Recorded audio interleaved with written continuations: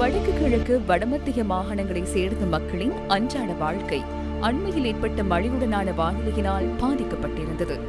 பாதிக்கப்பட்ட மக்களுக்கு நிவாரணம் வழங்குவதற்காக சக்தி சிரச நிவாரண யாத்திரையை முன்னெடுப்பதற்கு ஏற்பாடுகள் செய்யப்பட்டன. 2 நாட்களாக பொருட்கள் சேகரிப்பதற்கு 5 மத்திய நிலையங்கள் அமைக்கப்பட்டிருந்தன. கொழும்பு 2 பிரேவ்ருக் பிளேஸ் சக்தி சிரச தலைமையகம், பம்பலப்பட்டி பழைய கதிரேசன் வஜ்ராப்பிள்ளையார் கோவில், தெஹிவலை ஸ்ரீ வெங்கடேஸ்வர மகாவிஷ்ணு கோவில், கொழும்பு 13 புதுச்செட்டி தெரு சாய் நிலையம், கொழும்பு 12 ஜும்மா பெரிய பள்ளிவாசல் ஆகிய இடங்களிலேயே இந்த மத்திய நிலையங்கள் ஸ்தாபிக்கப்பட்டிருந்தன.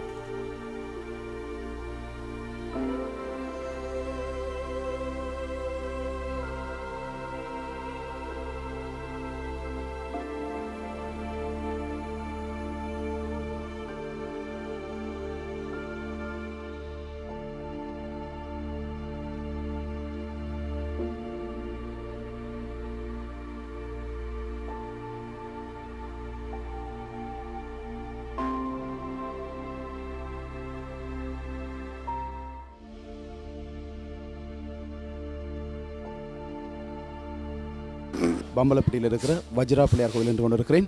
இங்கே நீங்கள் தற்பொழுது பார்த்து கொண்டிருக்கிறீர்கள்.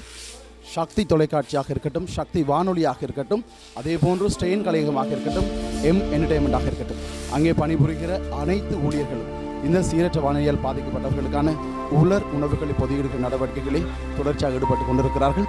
நாளைய தினம் சீரற்ற வானிலையால் பாதிக்கப்பட்டவர்களுக்கான இந்த உலர் உணவுப் பொருட்கள் பகிர்ந்தளிக்கப்பட போகிறது.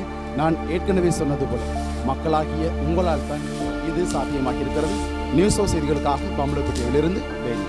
தற்போது பாதிக்கப்பட்டிருக்கின்ற மக்களுக்கு உலர் உணவுப் பொருட்களை வழங்குவதற்காக பொருட்களை பொதியிடும் செயற்பாடு மிகவும் மும்முரமாக நடைபெற்று வருகின்றது. இங்கே உங்களால் அவதானிக்கக்கூடியதாக இருக்கும் சக்தி சிரச நிவாரண யாத்திரை குழுவின் உறுப்பினர்கள் அதற்கான செயற்பாடுகளிலே மிகவும் மும்முரமான முறையிலே ஈடுபட்டிருக்கின்றார்கள். சக்தி சிரச நிவாரண யாத்திரை குழு பாதிக்கப்பட்டிருக்கின்ற பிரதேசங்களுக்கு செல்வதற்கான தயார்படுத்தல்களிலே மும்முரமாக முன்னெடுக்கப்பட்டு வருகின்றன.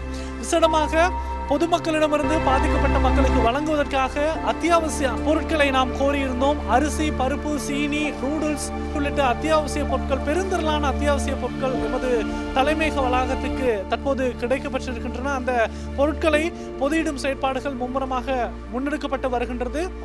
எனவே நாளை முதல் பாதிக்கப்பட்டிருக்கின்ற மக்களுக்கு கூடிய விரைவில் பொருட்களை கொண்டு சேர்ப்பதற்கு நாம் தயாராக இருக்கின்றோம். காளிமுத்து சந்திரன், நியூஸ் ஃபர்ஸ்ட் செய்திகளுக்காக கொழும்பு தலைமையக வளாகத்திலிருந்து.